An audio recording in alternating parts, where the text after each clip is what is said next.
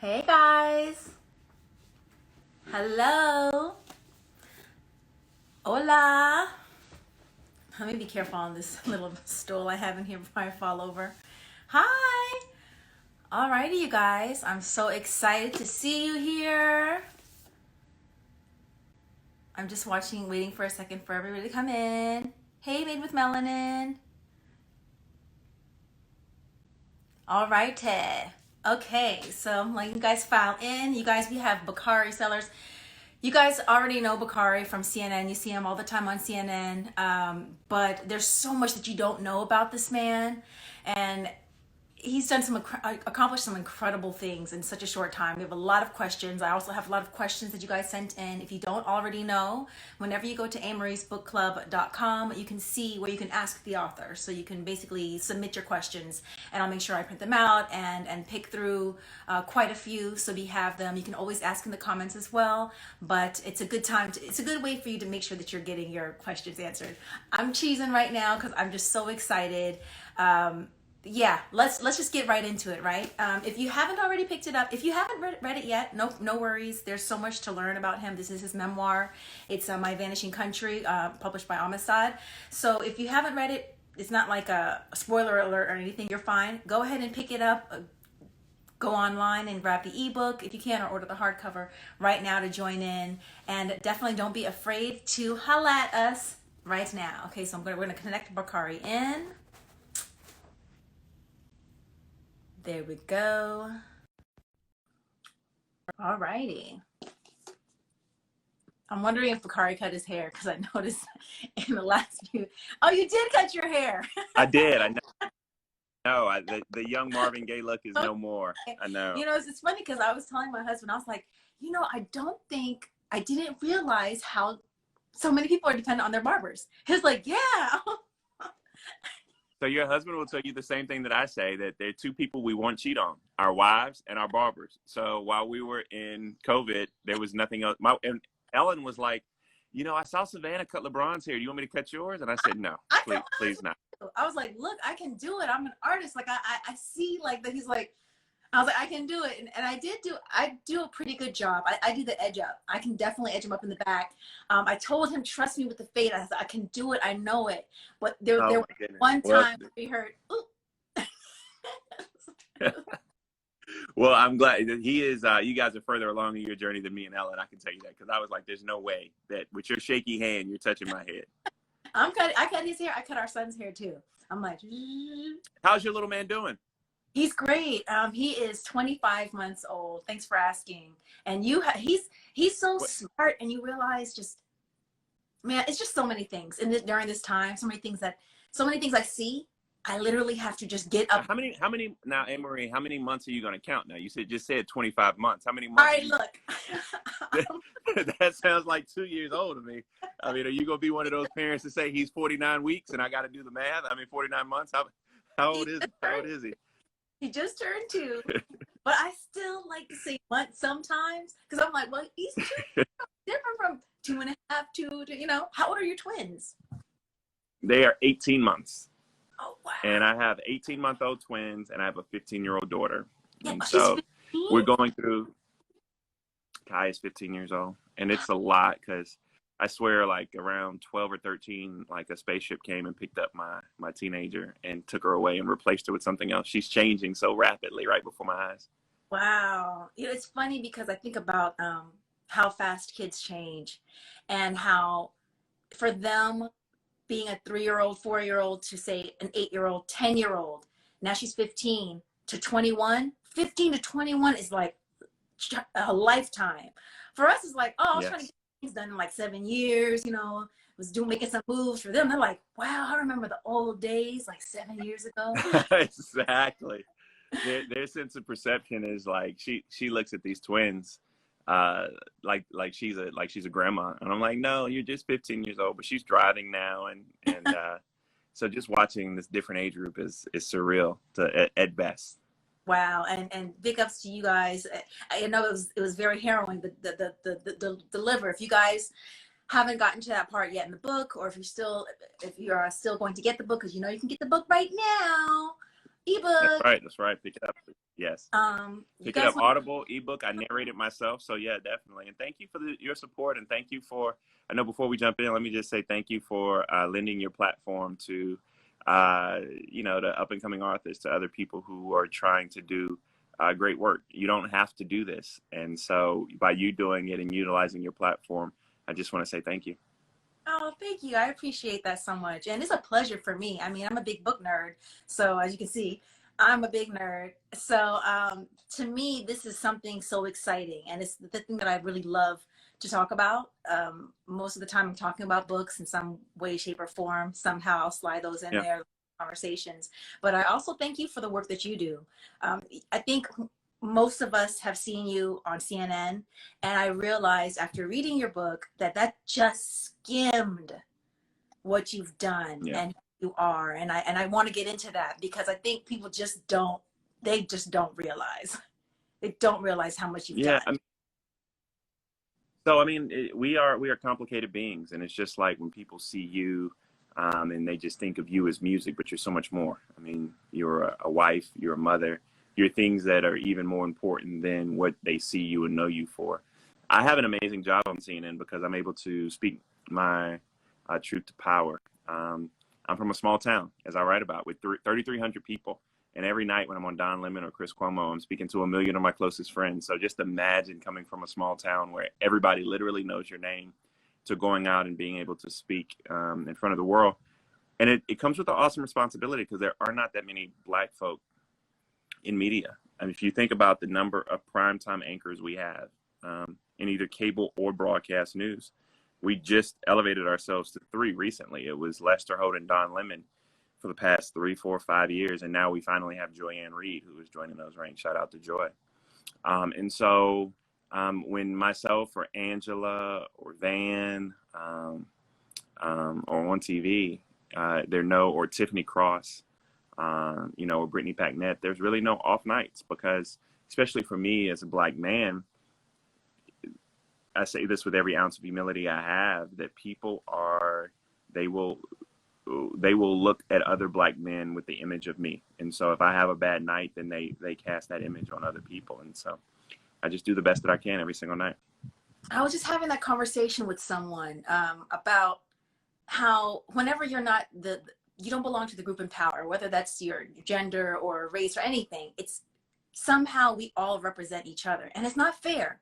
And but we can't help it because we see us up there and we're like, please give it the right answer or just do the thing, or it's like, oh, you heard about the crime, was he Black? It's just, and the thing is, it's not fair. And I was only recently did I tell my husband and I were talking, and I was like, I'm gonna let that go. It's hard, but I'm gonna try to let that go, because honestly, we should have the privilege of being as stupid as anybody. Like, we don't have to look at the one person that they happen to find out, one person on the news scene, right, the crime scene, and you're just like, why? But I'm like, you know what? We should have the privilege of being dumb too. We don't have to. We don't have to be perfect and have to represent each other. But Yeah. it's hard. I think to your point, though, I write about it in the chapter on the Charleston massacre. And you're talking about like expectations and standards, and how right now we have lowered the level of expectation, especially in the White House, to a level that is as Hillary said, deplorable. But just 5 years ago, I was sitting next to Sonny Austin, and I write about it. And Barack Obama was singing off key. It was really off key, but it was endearing. Amazing Grace. Like, he didn't hit a note. He did not hit. He tried. He did his best. Anytime you make Amy Bishop sound good, you really aren't hitting any notes. But we went from that spirit of bringing people together, that spirit of peace, to what we have now. And so, I know my challenge and Ellen's challenge is just like you and your husband's challenge, that our kids don't deserve to grow up in a country like this. And so we have to continue to work extremely hard to make them a better country. Put the book down. Your arm looks like it's hurting over there. Put it down. Oh no! Look, everyone always says, "Why you hold the book?" Okay, here's the thing. Let me tell you about the book. I'm always holding the book, right? I have it kind of like this. So right, so it's up, but here's the thing. Someone's like, "Why don't you put it on like a stand behind you?" I was like, it just feels more natural when I'm holding it, right? And also, like, people come in and out, but I gotta let them know, like, this is the book and this is the cover. So go get this. You can. So let me tell you about the cover. Let me tell you about the cover. You'll appreciate this. Is the mother of a brown boy. Yeah, no. So it's very rare that you pick up a book cover, and I see you have a lot of books, but it's very rare you pick up a book cover and you can see a reflection in that book. And so I wanted little black boys to be able to pick up a book and be able to see themselves. And you know, that's just not something that happens a lot. I thought you were saying literal reflection, so I did check to see. Oh, so did they do a special emboss I saw that. I wasn't gonna judge you for that based upon our last conversation. I'm letting this go. We can. Okay, I just told on myself that. No, but I'll tell you, when I saw this, I kept looking at this cover, and I was like, he's such a cute kid. And you know what I said? I said, I see River. I see just a young black boy, and I see my son. And you guys don't look totally alike, but I guess there's something that can be similar with all kids, you know, like you have that like large eyes. You're still pretty young in this feature. The face is soft. There's like a gentleness. There's something about any child that's gonna kind of like have a commonality, right? We get older and we start to look different, but Innocence. The innocence. I saw the little ashy knees and little socks. Yes. Matching. He matched those socks that day with that t-shirt. He was like, I'm gonna put on my matching socks with my t-shirt. And I was like, I see growing up, when I grew up in Texas, partially, I was there in the South too a little bit. And then I was like, I see those baggy little shorts, and I see a kid running around in the grass. I see my son. I see me too. And I was like, but I see my son so much. And it just really, it's so endearing, this cover. Yeah. And we have to give, and you know this, but we have to give young people, young black people, especially young brown boys and girls, examples. Like, I don't think you can tell a kid to be a black doctor if they've never seen one. You can't tell a kid to be a black lawyer if they've never seen one. You can't tell them that they can be a New York Times bestselling author if they've never seen one. And so that's what I attempted to do here. And that's why I'm so happy with the success of the book and being able to be a part of, you know, book clubs like this. It means so much because now there may be one or two or three other young people who want to tell their stories. And also on the business side, because you know this better than anybody, on the business side, if our albums don't sell or our books don't sell, other people who look like us don't get a chance. And so yes. I wanted to make sure that we sell so people could get a chance. Yeah. So make sure, guys, if you guys don't have this book already, you're already on your phone, you have your computer, you can go make that call. Definitely support the book, but also there's so much in here that's amazing. One of the things that I wanted to stress too is people don't understand that you were a politician. We're going to get to that. You were the youngest person at 22 to serve in the South Carolina legislature. And I was juggling law school, right? It was law school and being a politician, literally going door to door in the South and going so hard at your dreams and wanting to make a change. Can you share with us what that was like, and also wearing so many different hats? It was insanity. That's what it was, you know, because I felt like I could change the world. I asked myself, if not me, then who? And if not now, then when? I went out, I announced when I was 21 years old. I won my race when I was 22 years old. I beat somebody who was 82, who had been in office for 24 years. I just didn't know any better. And that's what I tell everyone. I mean, young people, parents ask me all the time, especially moms. They're always like, you know, when will I want my son to do this, or I want my son to do that. And I'm like, don't worry, be patient. We always find our niche, some sooner rather than others. But I wanted to be a change agent. I grew up in a civil rights family. My sister's a doctor. My brother went into the ministry. So this was a way I felt like I could change the world. And I was fortunate enough, because in politics, you have to put the work in. A lot of people want to run for office, and then you know them, you see them, you have friends running for office, and the first thing they want to do is post a picture on Instagram. I'm like, that's not quite how you do this. You kind of have to get out there and knock on doors. You got to meet people where they are. And so I was able to do those things. I ran what I call a Jimmy Carter campaign. And on June 13, 2006, I became the youngest black elected official in the United States and the youngest state legislator in the country. That's incredible. And I know this because I've already read the book already. But for those who don't know, your father's Cleveland Sellers, and so you grew up Uncle Stokely Carmichael, you know, is just really close to it. How did that affect?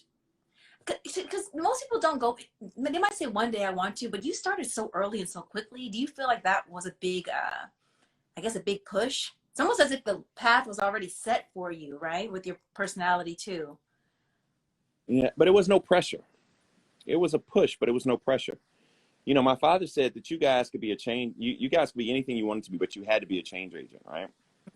So if you went into medicine, you had to have a big heart, and you had to make sure that you were part of something larger than yourself. If you went into, you know, technology, or even if you were a street sweeper, you had to make sure that you had a heart for others. I just chose politics. And yeah, you know, I tell people that I'd rather be, you know, Julian Bond than Barack Obama. Now, I love 44. I'm the biggest fan of 44 probably in the country. But Julian just Helped came a from lot. that struggle. Yeah, yeah. Julian just came from that struggle, and it was more emblematic of the path I wanted to take. And so I am, you know, I am just, uh, I was just so happy to be able to serve people. The funny thing about it, this is what I used to say. LeBron James is, I'm 35, LeBron's 35 now. I hope he wins his final championship, but I digress. Um, his birthday's in December, mine's in September, and I would always tell people as we were coming up, I had just become the youngest black elected official in the country. LeBron had been in the league, you know, 2-3 years and was a superstar. I would say that I had the coolest job of any 21 or 22-year-old in the country not named LeBron James, because every day I got a chance to help people. That's just the way I felt. That's amazing.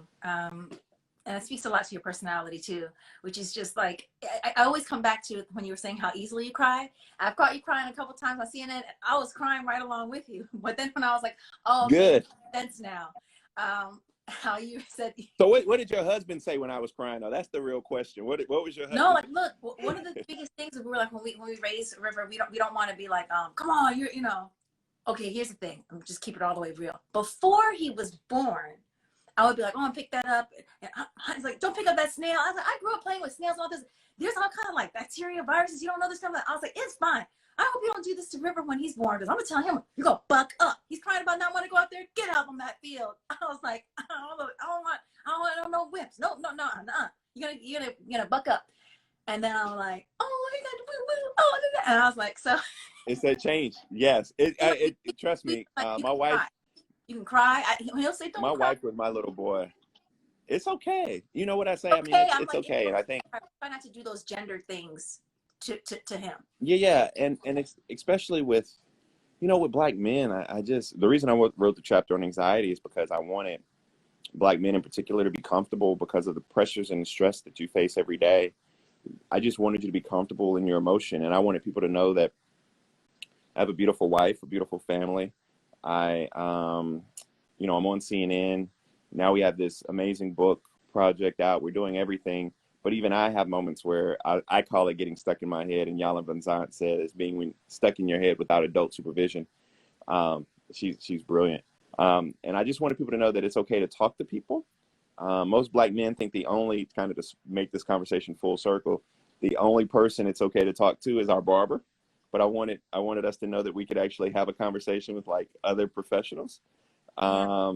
And you know, that was therapeutic for me, and I hope it helped a few people along the way. I think it would. I mean, it's always been taboo in the Black community to really deal with mental health issues. And I think a lot of it does come from, because we do deal with a lot of things.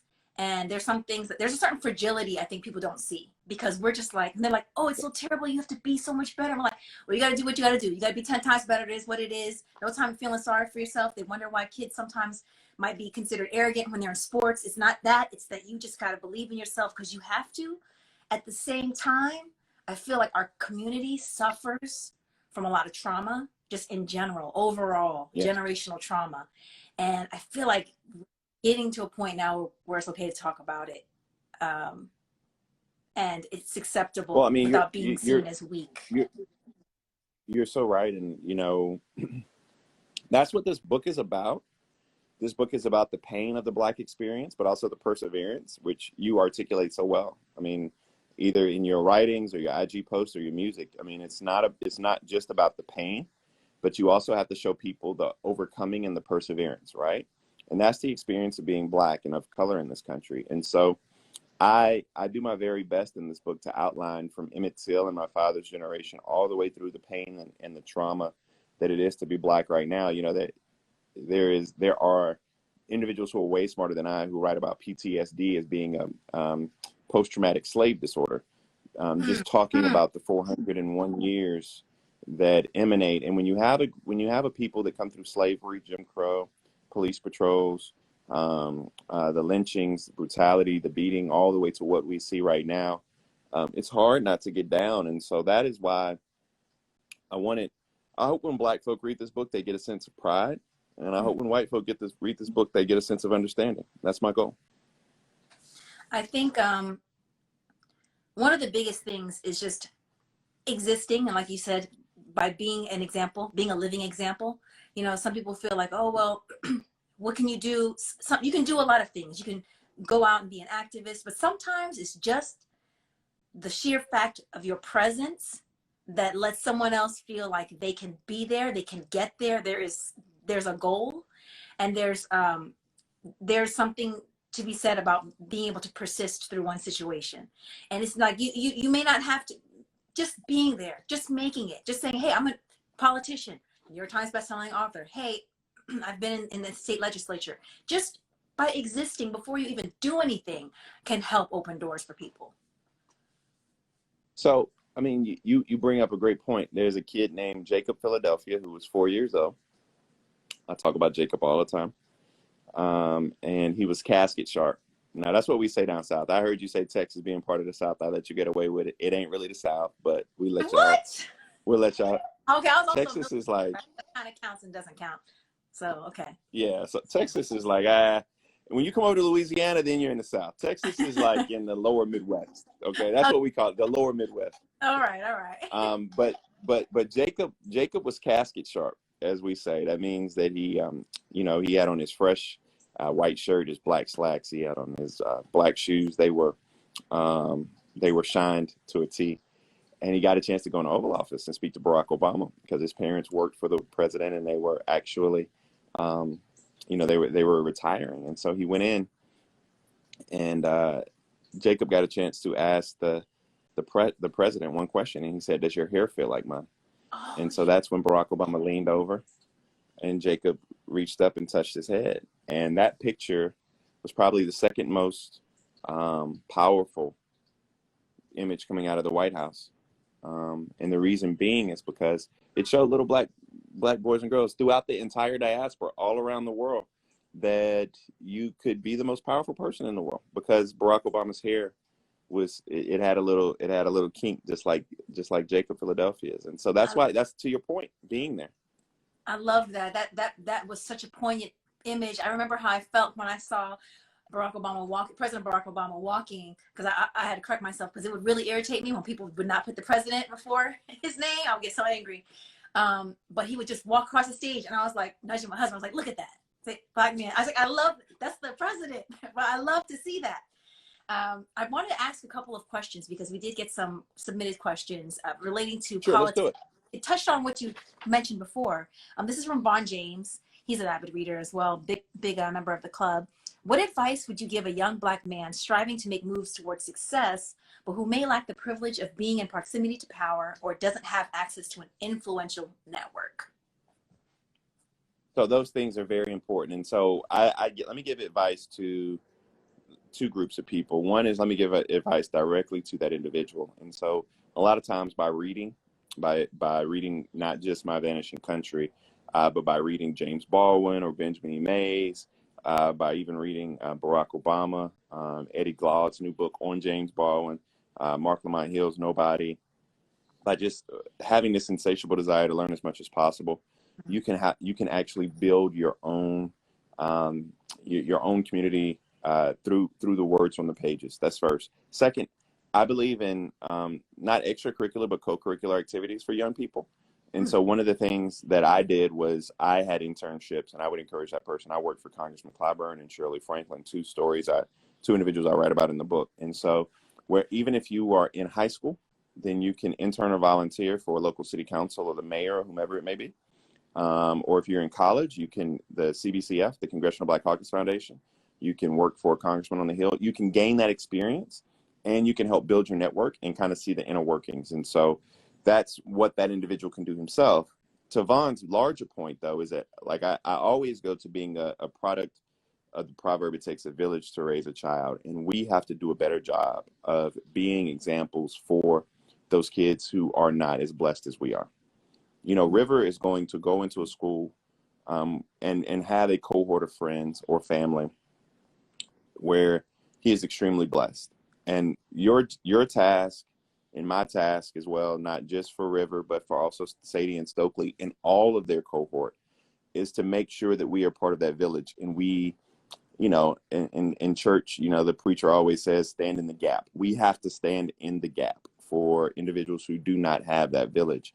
And for too long, you know, this is a personal conversation that we have to have with our community, that we have been too caught up in trying to make it, that we haven't filled the gap for other young people and they've just fallen through.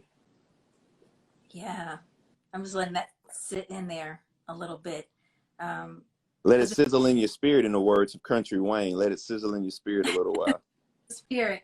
There's so many things that we have to do to help each other. And I think on one hand, it's a lot to ask of us. I'm talking about just standing in the gap, reaching back, pulling someone up, blessing someone else in the way that we were blessed, paying it forward. There's so many things we can do to support one another, support individuals, support Black businesses, etc. And it's hard sometimes because, like today, I got caught up in looking at some certain things, historical things, but there's a way sometimes when it brings you down a lot. And so, you know, you see things of pictures of children and you just think, you look at your own kids and you look at your friends' kids and you see how smart they are, how full of light they are. And I'm like, they were enslaved. Our children were, you know, our people, our ancestors were enslaved. The same light that we see was stolen en masse. I mean, but listen to this. I mean, this book was on the New York Times bestsellers list for 3 weeks, which is great accomplishment.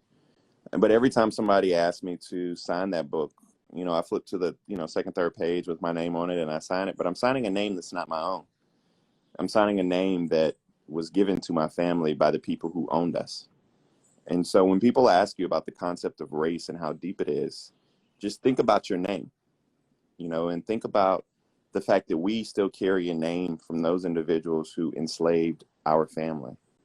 So I am very cognizant of the role race plays in this country. I'm also very cognizant of ensuring that I provide individuals not necessarily a handout, but a hand up. People don't want a handout. They just, like I tell people all the time, they just want to get on the dance floor. I don't know anybody who wants to have something for free. Everybody just wants to be able to have an opportunity to succeed. And that's my goal. And that's what I attempt to do. Every single day I'm out here, I just try to make sure that I provide a platform for those, because with all due respect to you, Anne-Marie, and me, we are not the most talented people. We're not the smartest people, but we're blessed to be here. We know, you and I both know people who are smarter than us and more talented than us, but they just didn't have the opportunity. And so we have to make sure that we create that opportunity for our children, because we are so richly talented. Our people are so culturally talented that we have to make sure we provide them simply with an opportunity. That should be our goal. And one of the things you said about pulling people up, if you are the first one through the door, never be the last. Never, ever be the last. Always make sure you keep that door open and bust that door open and down so that other people, make sure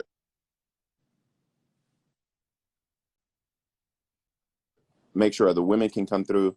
Make sure other people of color can come through. Just make sure that you keep grinding and bust that door down. Don't be the last.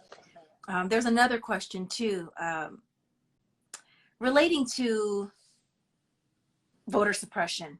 And this is from Jasmine. Thanks for Jasmine. Sure. Is there a way we can overcome voter suppression? I just can't believe that it's still such a yes. when we look at it. So I'm going to tell you. Yeah, I mean, all you got to do is look in Georgia. Georgia's is like the epicenter for voter suppression and the coronavirus right now. While we talking, um, I'm going to tell you a secret, Amory. With all due respect to November 2020, that is a very important election, probably the most important election of our lifetime. You do know that it's not the most important thing that we have in front of us. The most important thing that we have in front of us is the census. The census is the most important thing. And of course, we can walk and chew gum. We can do multiple things. But if we were going to rank them 1 and 2, I would tell people that filling out the census is the most important thing that you can do. Why? Because when you're talking about voter suppression, when you're talking about all of these issues, the census is how we elect individuals. It's how power and resources are distributed, period, right? And so by participating in the census, we actually will dictate our trajectory for the next decade. Explain. Like, you can't No, create. the problem is You that a lot of Black people don't trust the census. I'm gonna keep it all the way real. For a long time, I did not either. For a long time, I didn't like the idea of filling out the census. But so, can you explain how the census does not do what we think it does, which is, oh, they just want to know where the Black people are. So if they just think the white people are here, they're not going to discriminate against this area. Can you just explain how that does not work that way? Yeah, and no, and people don't want you to fill it out. I mean, they don't want Black people. They don't want brown people. They don't want our Hispanic and brothers and sisters to fill it out. And honestly, if you're not here legally, there actually is no punishment for filling out the census. So tell everyone to fill out the census. What happens is that is how you are counted. And so that is determinative of the resources the federal government gives a particular area by how many people are there. Mm-hmm. And it also helps determine your elected officials, right? There are 735,000. Don't ask me why I know that, but it's just weird and stuck in my head. There's 735,000 individuals in a United States congressional district. So the states that have grown, the people who fill out the census, the states who have grown get more representation. The states where we had dwindling populations get less representation. That helps you determine who your congressman is. And people talk about voter suppression. You cannot change bad policy unless you change bad policy maker, mm-hmm. right? Mm-hmm. Bad policy makers are everywhere. But, you know, whether or not it's Governor Kemp or whether or not it's the state legislature, after you do the census, and I know this gets extremely complicated, but I will try to drill it down. After you do the census, the people who draw the lines are in your state legislature and in your city council. And I always tell people that the number one thing an elected official wants to do is get reelected. That their number one task is not to help people in their minds. Their number one task is to get reelected. And so we need to fill out the census, be heard, be counted, get the resources that our community deserves, spread the word, and then also we can elect people who look like us. We can elect people who represent our values, and we can make sure we get the resources in our community we need. I always tell people the census, especially right now, is the most important thing we can do. Okay, I hope you guys heard that message. Also, jumping off of what we talked about right before the census, have you ever considered changing your name because of the thing that you talked about? Because you think about our names, it's just for generations we had them, but the other way we haven't. And so it's like, because I was on that page for a while where I was like, I don't want the last name. I don't want this last name. It's not our family last name. I'll take my mother's maiden name, but we need to figure something else out, figure out where our ancestors were from, get an area. But I was like, I used to always say to him, people like, oh, I never thought about it. I'm like, does Shaquille O'Neal look Irish to you? I mean, I guess he could be, but like, really? So but at the same time, it makes it hard for people to. I always wondered why people didn't do it. Shaq is the tallest Black Irish man in the world, isn't he? I've never thought about it. I know, and it's funny that you asked that question. That's a really deep question. That's a good question. You're channeling your inner Anderson Cooper and Don Lemon with that question. That's a really, really good question. I have never really given that consideration. It's funny because I know why Malcolm changed his name, right? That's very well documented. But I don't think I would change my last name. I understand the pain that it represents, but I also know how much my father gave to that name. And I know how much my grandfather gave to that name. And my job is to build upon that legacy and rewrite the history.